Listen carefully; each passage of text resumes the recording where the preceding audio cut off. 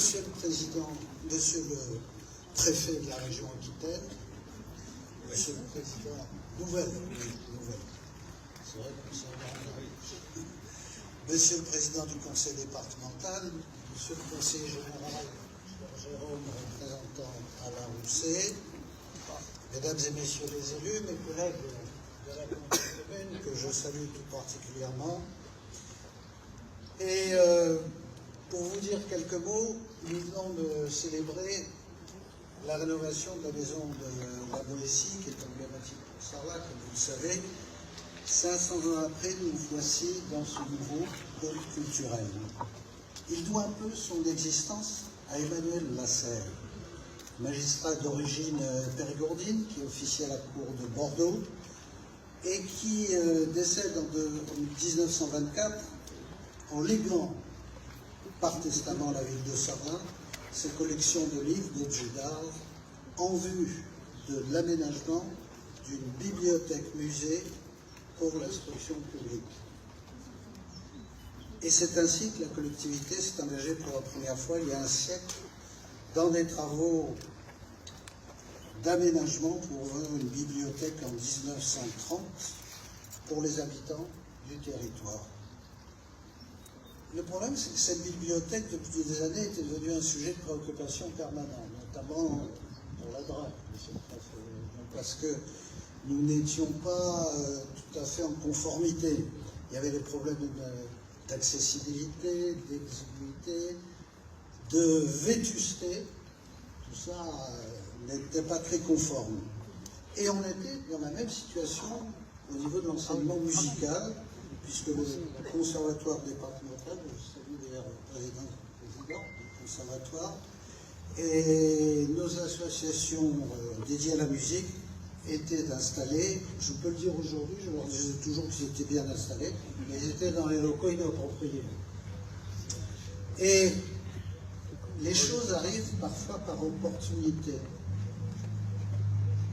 La direction régionale des affaires culturelles, dans la personne de Mme Meller-Hérault, un jour est venue me voir dans mon bureau et m'a dit, écoutez, il nous reste des crédits pour la médiathèque, ce qui est très choquant, monsieur le préfet de la région, dans notre temps, et qui dit, voilà, vous avez une bibliothèque qui n'en est pas une, si vous voulez faire un projet, bien sûr, en respectant les normes qui s'imposent, sinon, les quelques millions que j'ai vont repartir à Paris. Donc, avec nos collègues, on s'est mis immédiatement au travail pour essayer de constituer un projet, et de là est découlé le nouveau pôle culturel, parce qu'on a enchaîné, bien sûr, la médiathèque, la maison des musiques, une esplanade avec une opération requalification du quartier, cette rue là où vous êtes, et la rue d'Elbera qui est d'ici à là-bas, de manière à revitaliser le quartier. Et le projet va beaucoup plus loin, puisqu'il y a le projet de la maison des jeunes tout à fait au bout, et un projet de logement aussi, sur un espace qui nous appartient dans le prolongement.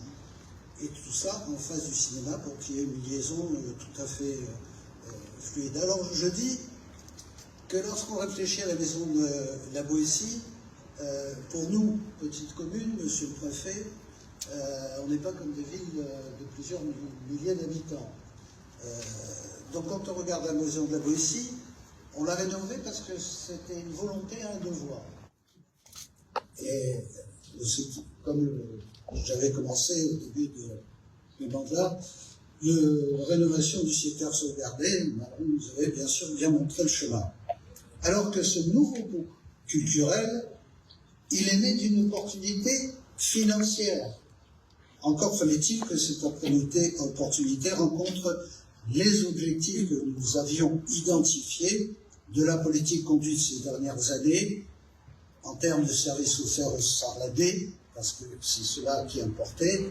Vous connaissez ma formule, qui est la mienne d'ailleurs, une ville à la campagne, c'est-à-dire que ce n'est pas parce qu'on est en milieu rural qu'on doit ne pas bénéficier de tous les avantages et de tous les services, bien sûr mutatis mutandis, que l'on a dans une grande ville. C'est-à-dire un bassin de vie équipé, la diffusion de la culture en milieu rural, c'est essentiel, la création d'espaces de vie, comme ici vous êtes, l'esplanade partagée, et la rénovation de nos quartiers, qui se fait petit à petit, aujourd'hui, ce quartier, là où nous sommes.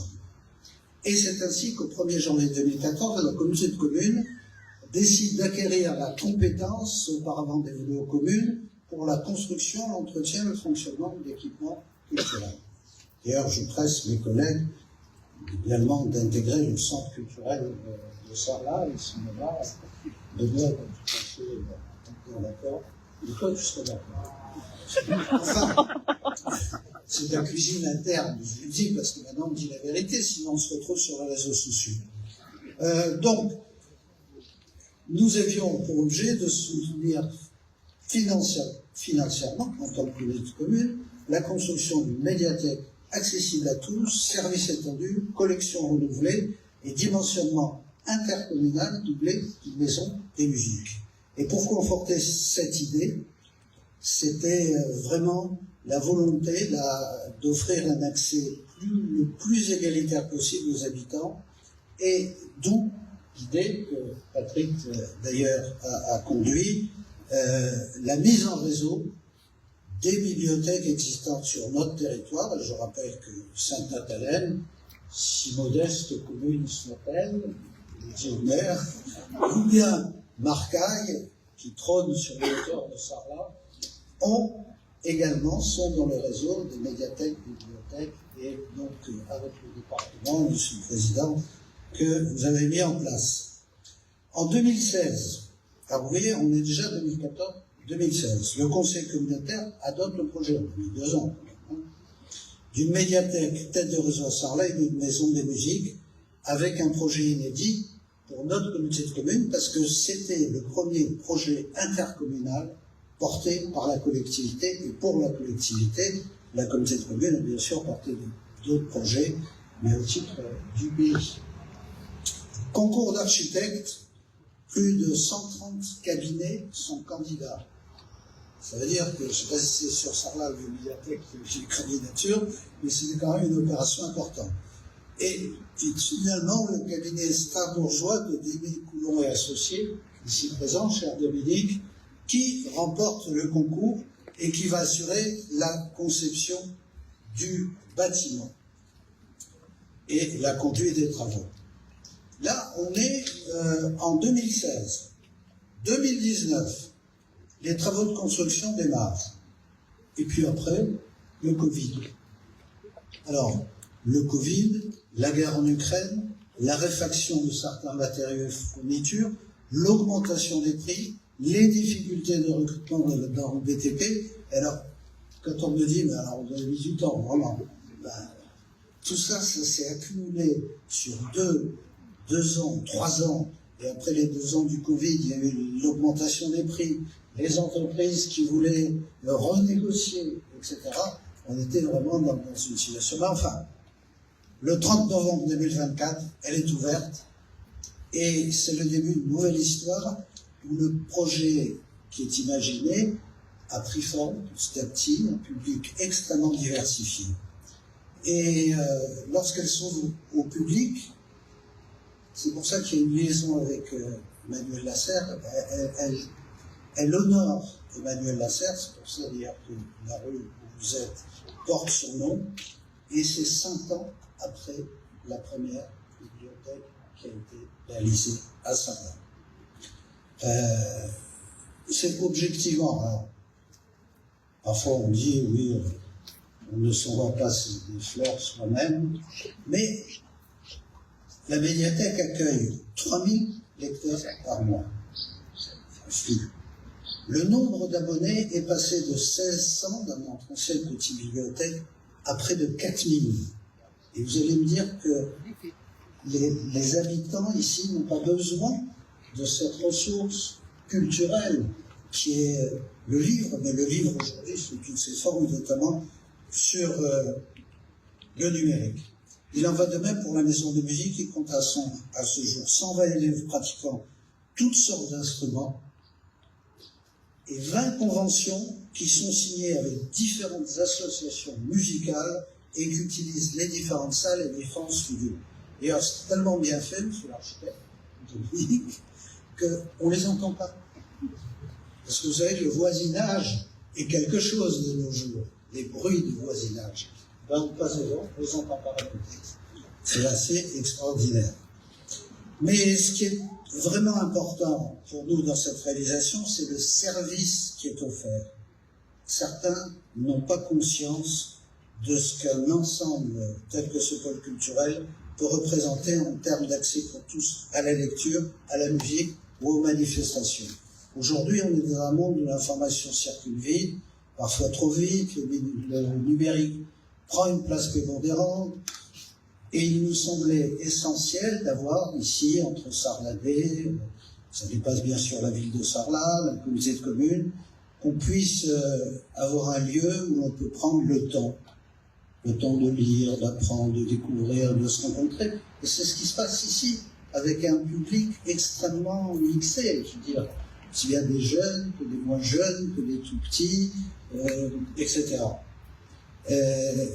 Comme l'accès à l'enseignement musical à la Maison des Musiques, qui est bien sûr le conservatoire départemental, mon cher Géminal, ça a un coût, mais c'est nécessaire, parce que l'éveil musical, c'est pas, à mon âge, on l'a, surtout le chant de flûte. Pas ça. Alors, la grande question qui est posée par tous les grincheux, c'est combien ça a coûté, ça va mettre la ville à plat, oulala. Alors, je vais vous dire la vérité des chiffres. Le coût net du pôle culturel, qui comprend la médiathèque, son auditorium, la terrasse extérieure, la maison des musiques, l'esplanade Alain Carrier, les rues Jean-Baptiste Delperrin et la serre, qui est renaturée, le coût total, c'est 8,2 millions.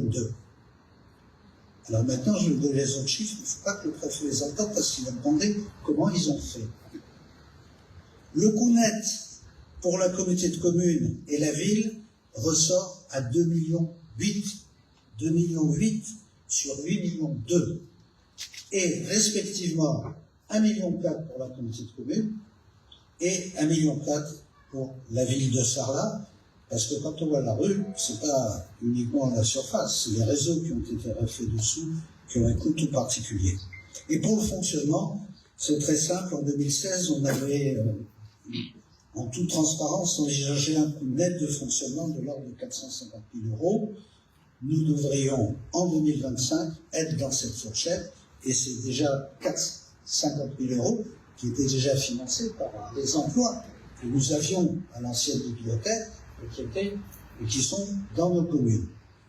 Donc voilà comment les choses se sont passées. Moi, je remercie l'ensemble de mes collègues qui m'ont soutenu dans cette affaire.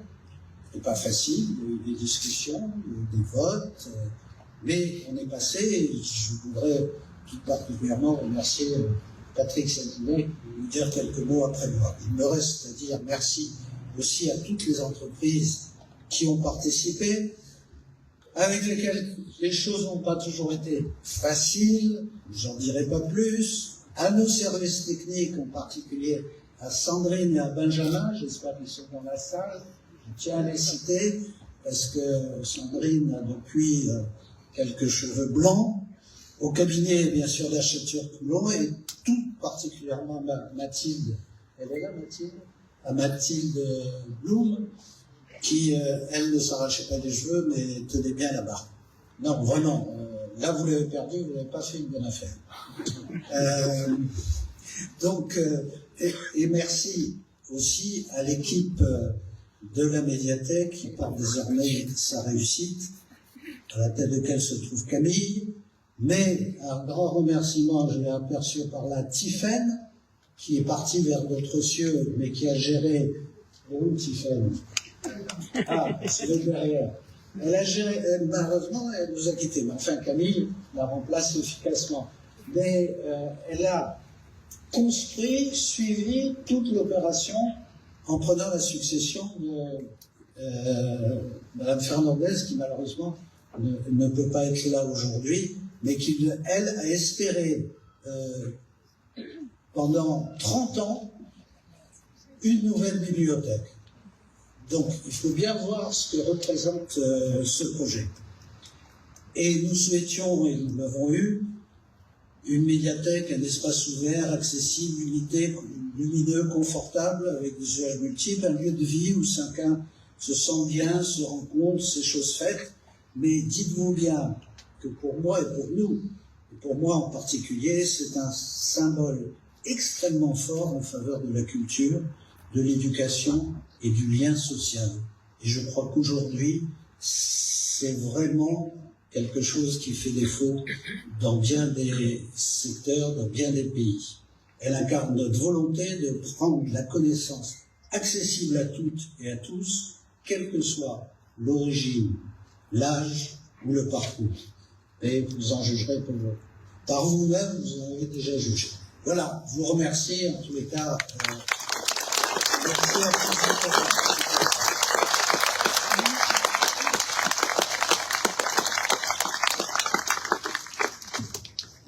Monsieur le préfet de région, monsieur le représentant de madame la préfète, monsieur le président du conseil départemental sur Germinal, mesdames et messieurs, mes collègues élus du conseil communautaire, monsieur le conseiller régional, monsieur l'architecte Dominique Boulon, mesdames et messieurs, eh bien, nous y voici.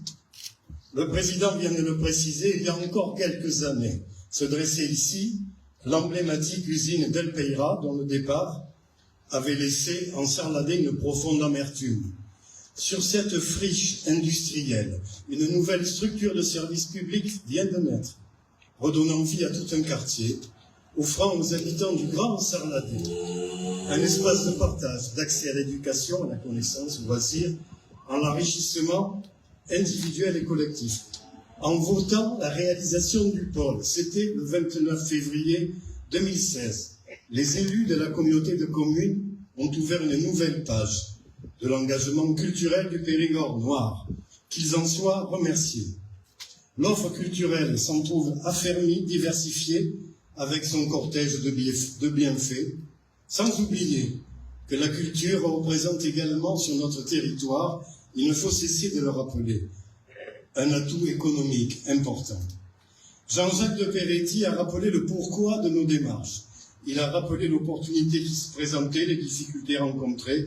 Il a rappelé le soutien financier et technique, monsieur le préfet de région, énorme, de l'État, de la DRAC, de la région, du département. On peut citer le nom de quelques fées qui se sont penchés sur le berceau: Elisabeth Meller-Liron, Sandrine Pantaléao, Laetitia Morlet pour la DRAC, Cécile Jallet pour le département, Cécile Lucas pour le cabinet Émergence Sud. Il a rappelé la remarquable originalité architecturale présentée par Dominique Poulon et ses équipes. Il a rappelé l'effort titanesque demandé aux entreprises sarladaises pour la réalisation de ce chantier dont vous trouverez la rétrospective de photos étonnante due à notre ami Marcel Lacrampette. Vous y reconnaîtrez entre autres les ouvriers de Chevonac, Alès, Brel, Royer, Coste, Lavergne. On dit chez nous, quand on parle des travailleurs d'une entreprise, on dit les Vonac, les Alès. C'est très Périgord ça, mais vous le trouverez en photo à l'intérieur. Le président a rappelé le travail des cadres techniques de la communauté de communes sur la Périgord noire: Patrice Martin, Isabelle Bombay, Sandrine Fagot, Benjamin, Laurent Sogera, Sébastien Perrou. Je pense aussi à Stéphane Busson, qui était secrétaire de mairie à cette époque-là. L'engagement de nos médiathécaires qui interviennent sur l'ensemble du réseau à Sarlat, Marcaille et Saint-Nathalie, avec les directrices successives. J'ajoute à cette précieuse liste de soutien des élus et des agents du conservatoire départemental de musique son président Paul Mazot, sa directrice Blandine Courel, son directeur d'antenne Olivier Failly. Jean-Jacques de Peretti a oublié une personne essentielle dans ses remerciements. Il ne pouvait pas le faire, bien sûr. Oui, c'est vrai. Nous étions nombreux sur le pont. Nous partîmes quelques-uns. Et par un tronc rond fort, nous nous vîmes développement d'une structure essentielle d'éducation populaire, gratuite, ouverte et accessible à tous, à contre-pied d'une société qu'ils avaient ouvert en les adaptant aux réalités et aux attentes de notre époque. Je pense à tous ceux qui, depuis des lustres, forgent l'image culturelle du Périgord noir. Je pense à tous ceux et à celles qui, dans nos villages, inventent des espaces de liberté et de fraternité, les associations, les nombreuses amicales laïques et autres foyers ruraux, tous ces bénévoles, ces associatifs qui initient les expressions et les créativités, ceux qui théâtrent, ceux qui chantent, qui dansent, qui peignent, qui écrivent, qui photographient, qui animent, qui nourrissent nos identités occitanes. Je souhaite qu'ils trouvent ici au pôle culturel, s'ils le souhaitent, une ouverture à d'autres possibles. Ils sont ici chez eux. Je ne peux m'empêcher de penser également à nos prédécesseurs et aux fruits qu'ils nous ont laissés. Ceux qui, au début du siècle XX, dotaient Sarlat d'une première salle de spectacle. Ceux qui, dans le sillage d'Emmanuel Lasserre, offraient en 1930 à la ville une première bibliothèque. Ceux qui, en 1952, ont popularisé les jeux du théâtre. Jean Boissary, Fernand Peirault, Pascal Bureau, Jacques Leclerc. Je pense aux décisions visionnaires du ministre André Malraux au profit du secteur sauvegardé. Je pense à ceux qui portaient à bout de bras les associations musicales, Fanfare, Union Philharmonique, Paul Roch, Germaine Souillac.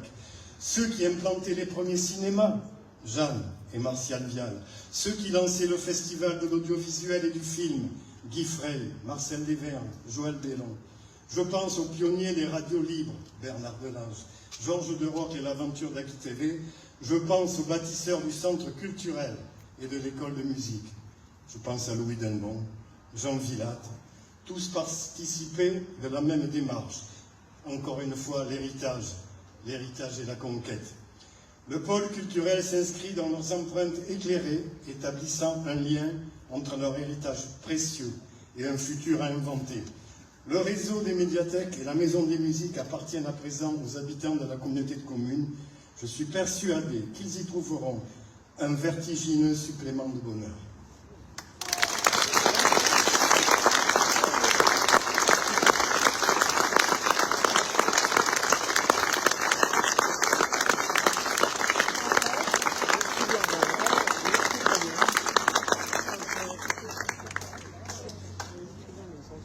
Bonjour à tous. Je suis heureux, ému et soulagé d'être ici. Je voudrais remercier les services techniques de la ville, le maire, le président. Je voudrais remercier toutes ces personnes, les entreprises, Mathilde Blum, architecte, qui a accompagné ce projet. Voilà, je voudrais tous vous remercier. Alors, vous avez dû comprendre que ce projet était difficile. J'ai presque envie de vous parler de la première fois où je suis venu sur le site avec les équipes concurrentes. Et je me suis dit que ce site était très beau, très beau. Il y avait donc l'ancienne usine de foie gras, dont on a conservé les murs ici. Vous aviez derrière nous ce parc magnifique surplomb, et puis évidemment la maison qui contient maintenant l'école de musique. Donc c'est pas seulement un bâtiment, c'est un contexte que on a vraiment, je dirais, essayé de préserver, ou en tout cas de trouver une nouvelle écriture pour ce lieu. Parce qu'en fait, c'est pas seulement un programme, c'est pas seulement des bâtiments, ça a été dit, tout un site en fait, tout un dispositif urbain. Et là, je pense que vous avez déjà pratiqué le passage à travers l'école de musique, cette esplanade ouverte, très paysagée. Et donc, finalement, ce qu'on a cherché à faire dans ce projet, c'est d'imaginer un projet qui semble avoir toujours été là. Et donc, je pense, si c'est réussi, je pense qu'il y a une sorte d'évidence dans l'architecture des bâtiments qui sont finalement assez modestes sur la rue. Il y a ce porte-à-faux, il y a ces volumes qui s'imbriquent, il y a cette faille qui laisse une belle part au paysage, aux grands arbres qui sont située en partie haute, et puis il y a aussi cette matière. Cette matière, c'est ce qu'on appelle un béton de site, c'est-à-dire que ce qu'on a cherché à faire, c'est restaurer la couleur du site. Donc pour nous, ce bâtiment, c'est pas un bâtiment qu'on pourrait construire ailleurs, c'est un bâtiment pour la ville, c'est un bâtiment ancré dans son contexte. Et alors, je parle de l'extérieur, avec son parvis, cette fluidité ici, et je pense que, puisque vous avez dû déjà rentrer dans le bâtiment, l'idée c'était d'arriver à un dispositif au départ assez modeste, et ensuite, quand on est à l'intérieur de la médiathèque, il y a cette ampleur, il y a cet effet d'espace, et surtout le travail sur la lumière.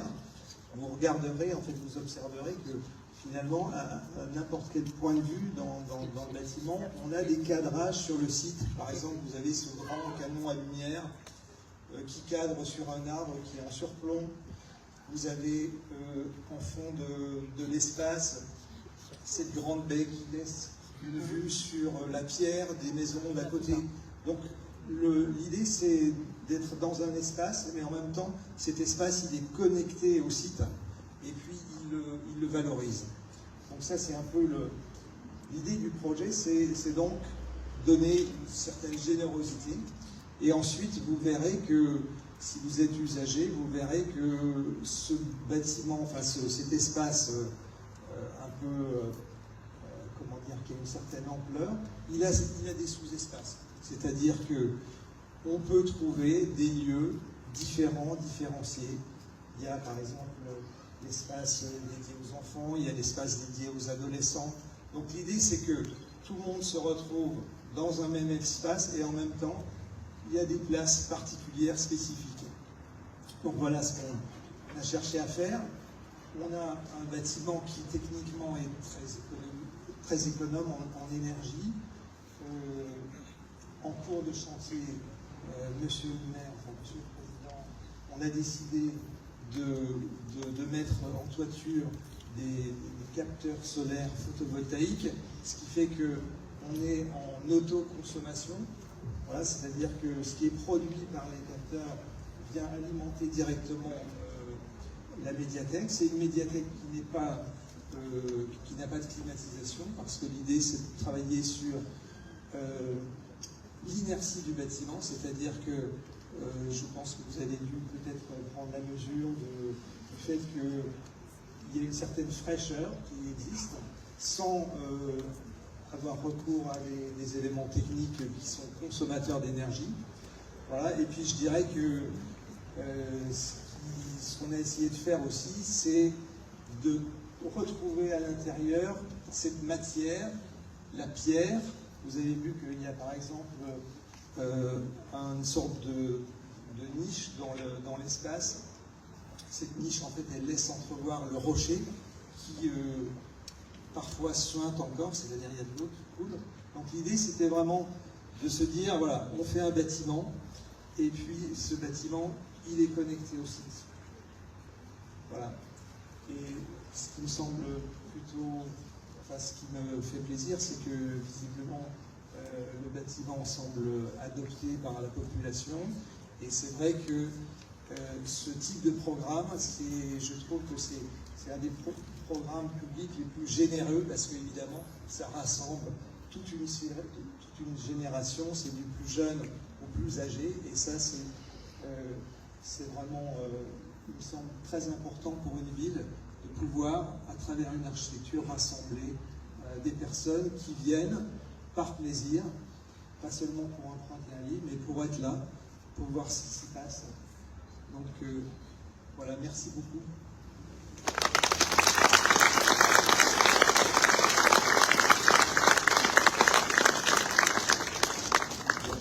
Monsieur le préfet de région, monsieur le maire, monsieur le ministre, mon cher Jean-Jacques, monsieur le représentant de la région, monsieur le président du conservatoire à rayonnement départemental, mon cher Patrick, poète, qui lui aussi fait partie des artistes du Sarladais et de la ville de Sarlat. Je voudrais simplement vous dire que je m'adresse à vous en tant que président du conseil départemental, à titre personnel, en tant que président, mais je le fais aussi au nom de mes collègues, Benoît Secresta et Fabienne Magoubi, qui sont les élus du département ici, sur le canton de Sarlat, que je profite de l'occasion pour les saluer, pour les remercier de leur travail. Je veux leur dire publiquement, je leur accorde toute ma confiance. Le département a mis 1 million d'euros, un peu plus, pour cette réalisation. Et nous l'avons fait pour plusieurs raisons. D'abord parce que Sarlat est une ville de culture, est une évidence absolue, par son histoire, par son architecture, par les personnalités qui l'ont traversée.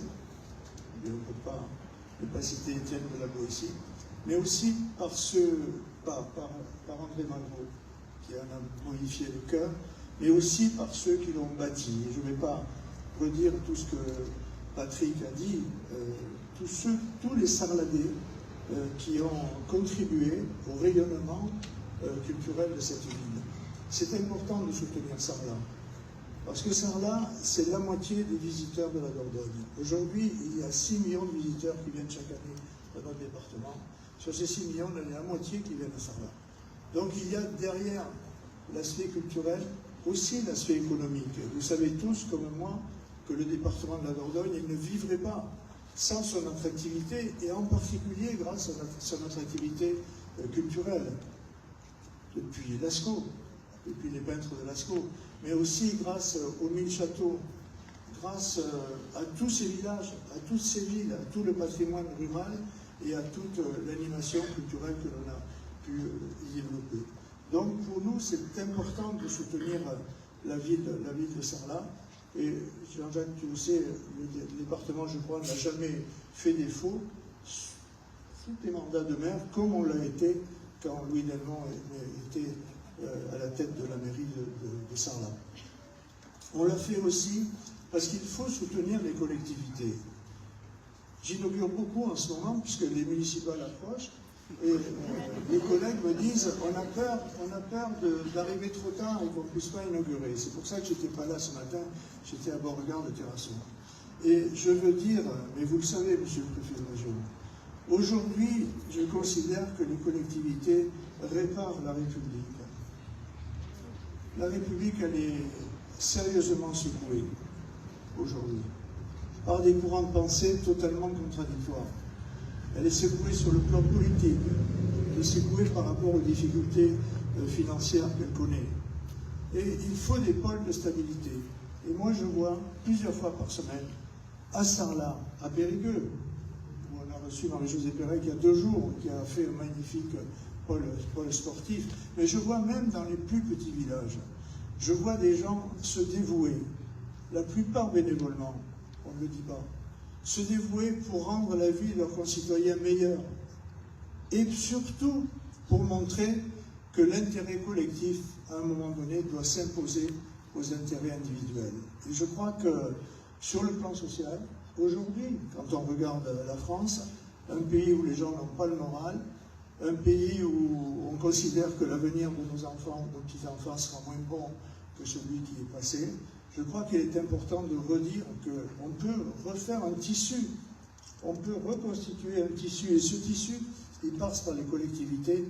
Donc vous le comprenez, monsieur le préfet de région, je ne me souhaite pas qu'elle soit malmenée. Je pense en particulier au département, mais demain, ce sera les régions, et demain, ce sera les communes. Et puis, enfin, peut-être surtout, nous avons soutenu ce projet parce que nous sommes persuadés, intimement, politiquement, j'allais dire, mais on n'est pas les seuls, on est persuadés que la culture populaire, l'éducation populaire, la culture, le sport, permettent à chacun de se connaître. C'était l'objet des études dont parlait Montaigne. À chacun de se connaître. À chacun de connaître mieux la société. À chacun de s'ouvrir sur le monde.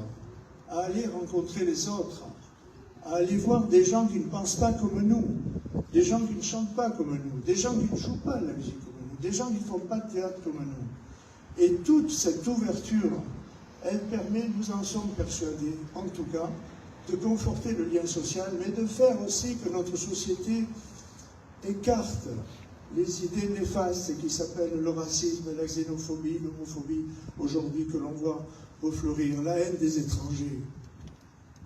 On est persuadé que cette vie sociale qu'on doit recréer, elle peut être porteuse d'avenir, elle peut être porteuse d'espoir, autour d'idées simples qui s'appellent la solidarité, qui s'appellent le progrès et qui s'appellent l'acceptation des autres et qui s'appellent la fraternité. Voilà pourquoi nous sommes ici aujourd'hui heureux avec les élus départementaux, cher Jean-Jacques, d'avoir soutenu ce magnifique projet. Merci d'avoir écouté.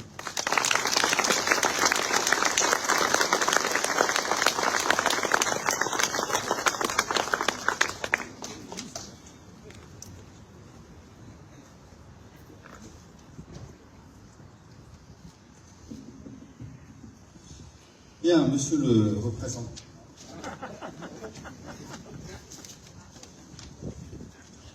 Merci beaucoup. Monsieur le représentant du président de la région, Alain Rousset, monsieur le président du conseil départemental, monsieur le ministre Yair de Sarlat, président de la communauté de communes, monsieur le vice-président, monsieur le président du conservatoire, mesdames et messieurs les maires, élus, présidents de l'intercommunalité, je dois saluer les représentants naturellement de l'État, le nouveau secrétaire général de la préfecture, M. Ducrot, qui a pris ses fonctions il y a quelques jours, les représentants de la DRAC, Mme Morelli, Laetitia Morelli, la directrice régionale adjointe de la DRAC et les équipes de la DRAC, saluer également les représentants des entreprises, M. l'architecte, et vous dire que je suis vraiment heureux d'être là.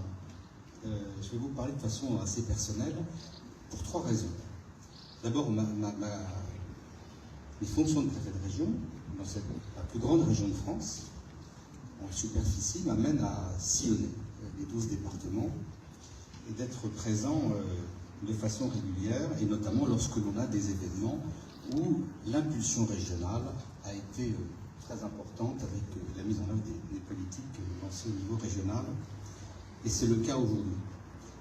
Je suis là aussi parce que, donc, vous l'avez dit, monsieur le ministre, à Sarlat, les services régionaux de l'État, la DRAC, ont joué ce rôle d'impulsion en disant, écoutez, on vous propose d'avancer, il y a un projet à monter, et ce projet, il est là.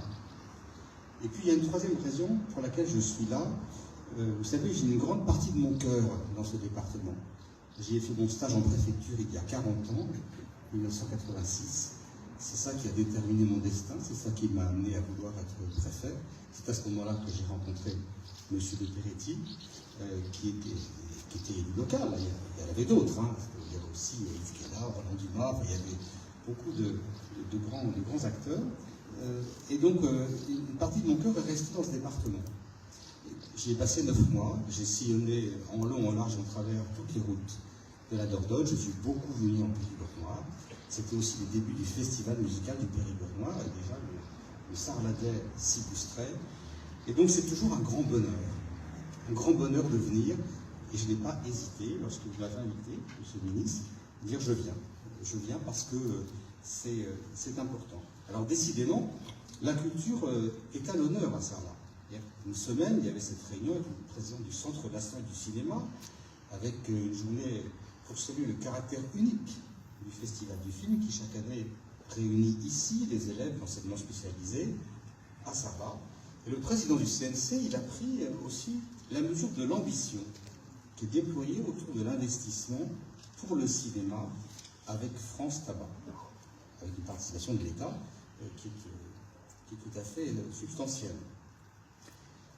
Et puis tout à l'heure, je n'ai pas pu y être, j'étais désolé, mais il y avait l'inauguration de la réhabilitation de l'hôtel La Boétie, et on sait à quel point c'est une perle. Et je voudrais vous dire que tout ce qui peut être fait pour cette ville lumière du patrimoine, cette ville phare, cette cité d'exception qui est Sarlat, eh bien, il faut le faire. Et en tout cas, moi, tant que je serai préfet de région à Bordeaux, il y aura toujours un œil acéré sur la dimension culturelle, pas seulement. Vous avez parlé de tapisserie, monsieur le maire, je le sais bien. Non mais, les élus font leurs courses aussi quand le préfet de région se déplace. C'est normal. c'est la convergence des politiques publiques, j'y reviendrai. Et donc, un œil acéré, et aujourd'hui, nous parlons lecture publique, médiathèque, que ce soit sous forme de livre papier, sous forme de support numérique. Et c'est très important parce que dans ce pays qui a souvent tendance à pointer les trains qui sont en retard, on peine à reconnaître les formidables réussites. Savez-vous qu'en France, nous avons le réseau de lecture publique le plus fin et le plus qualitatif au monde. Nos concitoyens y sont attachés. Ils les connaissent pour découvrir avec l'école en famille, ils plébiscitent chaque jour, mais quand on voit cette qualité d'équipement qui peut être construite, et pas seulement à ça, pour une politique prioritaire de l'État, parce que l'accès à la lecture, c'est l'accès à la connaissance, c'est l'accès à la compréhension. Et quand on sait aussi qu'on a un certain nombre d'élèves, quand ils arrivent en 6e, qui ont des difficultés pour des tas de raisons, et l'éducation nationale fait tout ce qu'elle peut, eh bien, avoir ce type d'équipement, quand vous évoquez la multiplication par 3 du nombre d'abonnés, c'est très rassurant. Donc je remercie l'ensemble des porteurs de ce projet, les collectivités, l'État. C'est essentiel que sur cette politique aussi fondamentale, nous soyons toujours extrêmement présents. Alors, détermination de l'État pour accompagner ce projet. Vous avez évoqué le financement 8 millions, ça va un peu au-delà pour la structure médiathèque. Sur la structure médiathèque, l'État est allé au maximum de ce qu'il peut mettre, ce qui est assez rare, 60% du financement sur la structure médiathèque. Ça en vaut la peine. Et puis, quand on regarde cette ville, de l'extérieur, avec beaucoup de modestie et d'humilité de la part de l'observateur, avec son secteur protégé, qui est si important, 75 monuments protégés, c'est considérable assez large. Eh bien, ce pôle culturel, il est en ville. Il est accessible en ville. La facilité serait peut-être de le faire à l'extérieur. C'est plus facile de construire un bâtiment neuf que de réhabiliter. Dans des circonstances compliquées, la friche industrielle, la géographie du site, les falaises, etc. Et ça, c'est réussi, c'est très très réussi. Et donc, je voudrais vous remercier, monsieur l'architecte. Vous êtes là. J'ai suivi avec beaucoup d'attention vos explications. C'est séduisant de vous entendre. Et bravo. Je voudrais aussi vous dire que cet établissement, il est près des établissements scolaires, près du cinéma. Donc c'est formidable de pouvoir tout faire à pied lorsqu'on est en ville et de pouvoir y accéder facilement. Un point sur lequel je voudrais insister, je sais que vous avez fait des efforts très importants, monsieur le Président, sur les horaires d'ouverture, pour coller à la réalité quotidienne des usagers, sur le fait qu'on aura un espace ici intergénérationnel et extrêmement ouvert sur toutes les formes de lecture. J'insiste sur un point parce que dans les circonstances que nous vivons, c'est important que les habitants se rendent compte. C'est la gratuité. En France, on a pris l'habitude de penser que la gratuité était normale. On va chez le médecin, on ne peut plus. On va à la pharmacie, on ne peut plus. Ces impôts, on les paie, mais on ne fait pas l'acte de payer, parce que c'est défalqué de sa feuille d'impôt lorsque l'on est salarié. Et donc la gratuité, c'est formidable, mais il y a toujours quelqu'un qui paie. Et donc il y a un choix qui a été fait par la collectivité de dire, c'est le budget. C'est pas l'usager, c'est le budget de la commune qui paiera, mais sur une politique qui est tellement fondamentale qu'est l'accès à la lecture, que ça mérite d'être signalé. Parce que ce n'est pas le cas dans toutes les médiathèques de France et de Navarre. Et je voulais vous vraiment insister sur ce point. On a des jeunes qui lisent de moins en moins. Près d'un jeune sur 5 ne lit pas du tout dans le cadre des loisirs. Je vous donne des statistiques officielles. Le décrochage est encore plus important à l'adolescence, et en particulier chez les garçons. C'est vrai qu'on a toujours dit que les filles étaient plus bûcheuses que les garçons. C'est vrai, je suis bien d'accord. Et en particulier chez les garçons qui déclarent consacrer 19 minutes par jour à la lecture en moyenne. Et donc, il est indispensable de reconquérir le temps de lecture des enfants, des adolescents, de refaire de la lecture un plaisir partagé, entre amis, en famille, que ce soit chez soi ou à la médiathèque, mais c'est une politique absolument fondamentale. Alors on a des dispositifs qui sont lancés, l'éducation a lancé le quart d'heure de lecture avec 100% des enseignants, on a aussi les états généraux de la lecture pour la jeunesse qui ont été lancés le 3 juillet par les ministres de l'Éducation nationale et de la Culture. Mais j'insiste, mesdames et messieurs, pour qu'on incite tous les jeunes générations à lire. On peut lire sur écran, puisque là, cette génération, c'est la génération des écrans. Mais on peut lire sur écran. On lit sur tablette. Moi, les journaux, j'ai lu sur tablette, le soir, à minuit, quand ils sortent, à minuit et demi. Comme ça, j'ai des nouvelles fraîches du lendemain. Donc, on peut lire sur tablette, mais il faut lire. Lire, c'est vraiment fondamental. Et vous savez, Victor Hugo disait, lire, c'est boire et manger. L'esprit qui ne lit pas maigrit, comme le corps qui ne mange pas. C'est simple, hein, facile à comprendre, mais c'est tellement juste. Alors, voilà, vraiment, merci beaucoup de ce que je vois. Il est essentiel, je conclurai là-dessus, en réponse à monsieur le président du conseil départemental, d'insister sur la convergence des politiques publiques. Vous avez évoqué le rôle des collectivités. Bien évidemment, puisque notre organisation administrative, elle est fondée sur une organisation de l'État qui a choisi la décentralisation. Et je n'oppose jamais les collectivités et l'État. La décentralisation, c'est une forme d'organisation de l'État, c'est un choix des gouvernements dans la durée, qu'ils soient de gauche ou de droite, peu importe.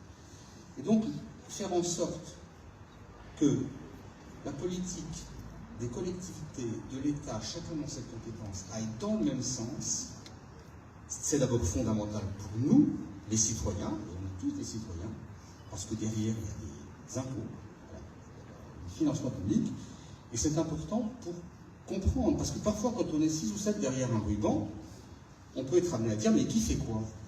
Qui est responsable de quoi? Le système choisi, il fait que nous n'avons pas d'autre choix que la convergence. Et dans ces périodes compliquées que l'on vit, d'instabilité gouvernementale, on ne sait pas ce qui se passera là dans quelques jours, on ne sait rien.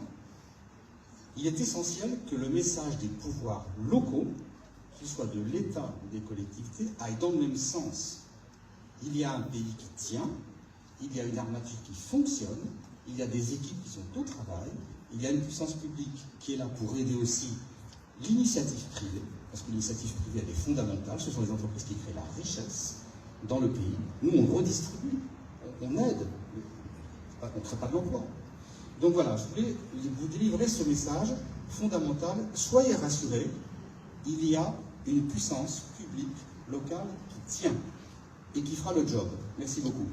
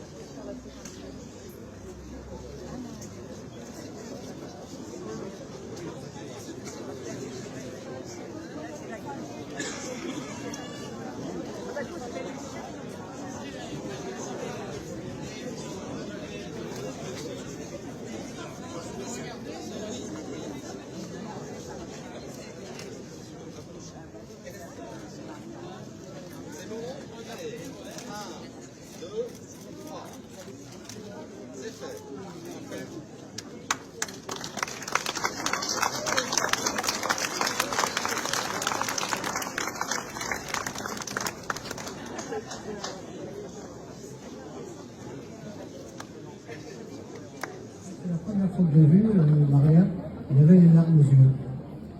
Il avait les larmes aux yeux, et je lui dis, mais pourquoi tu as les larmes aux yeux? C'est ton œuvre, et elle continue, parce qu'il avait un coup de crayon extraordinaire.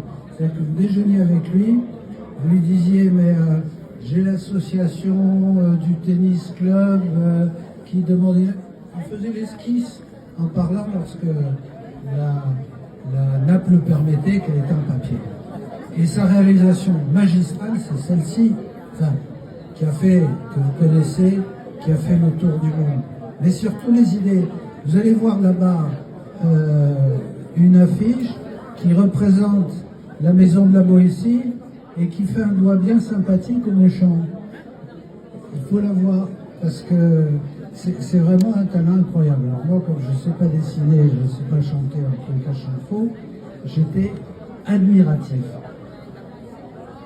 Sa gentillesse, parce que la fois elle était dure, mais en même temps, lorsqu'il y avait un ou deux, lorsqu'il sentait qu'il y avait un problème, il appelait. Il appelait lui-même et il disait comment ça va, est-ce que tu t'en sors, etc. Il m'a totalement massacré quand j'ai plongé à Mururoa, parce qu'il a fait des caricatures de moi avec des boutons partout, en disant que j'avais attrapé de la radioactivité. Mais c'était quelqu'un qui était présent et qui avait beaucoup d'histoires à raconter. Alors les vieilles histoires, avec Colin, avec tout un tas d'artistes avec lesquels il était. Et il m'avait raconté un jour une histoire, je la raconte pour conclure, parce que c'est une histoire croustillante qui se passait à la Colombe, à Saint-Paul-de-Vence. Vous savez, il y a un restaurant à la Colombe qui s'appelle, à Saint-Paul-de-Vence, qui s'appelle la Colombe. Et tous les artistes de cette génération-là, je parle de Bernard Buffet, de Léonard Fouly, de Picasso, je sais plus qui, enfin, tous ceux de cette période-là, César, se retrouvaient à la Colombe et faisaient le dîner annuel entre potes, artistes, mais assez de renom. Et il y avait Picasso. Alors Picasso passait pour être très près de ses sous. Et à un moment, alors ils laissaient tous une petite œuvre, si vous allez un jour à Saint-Paul-de-Vence, allez à la Colombe, vous verrez, il y a des œuvres de ces artistes, il y a quelque chose d'extraordinaire. Et il m'a raconté que tout un chacun, il était présent, il connaissait exactement la manière dont cela se passait, avait dessiné sur la nappe en papier un petit dessin. Alors il y avait celui de Picasso, il y avait celui de Buffet, il y avait celui de Vasarely, etc. Et donc quand le propriétaire est arrivé et qu'il a vu ça, il dit c'est extraordinaire, et il va voir Picasso, il dit est-ce que vous pourriez tourner autour de la table et me le signer chacun. Et là Picasso l'a regardé, il dit mais on n'achète pas votre établissement. Hein. Voilà, une des dernières histoires qu'il m'a racontées, il est donné comme ça. Voilà, en tous les cas, moi je suis très heureux, et l'ensemble du conseil municipal qui a voté à l'unanimité cette appellation, qui vivra, parce que c'est un lieu de vie, vous le voyez aujourd'hui, il y a eu le festival du film, il y aura probablement le festival Joséphine Baker, il y aura des expositions, il y aura des jeux, il y aura tout un tas de manifestations. On m'a même demandé si on pouvait faire, je ne sais plus comment ça s'appelle, parce que quand on fait de la gym comme ça, s'ils pouvaient venir là ici, mais là on m'a dit il faut faire une petite dalle, etc. Et ben on sera chez Alain Carrier et il viendra avec nous et parmi nous. Voilà ce que je voulais vous dire. Maria, je voudrais vraiment que tu dises un petit mot.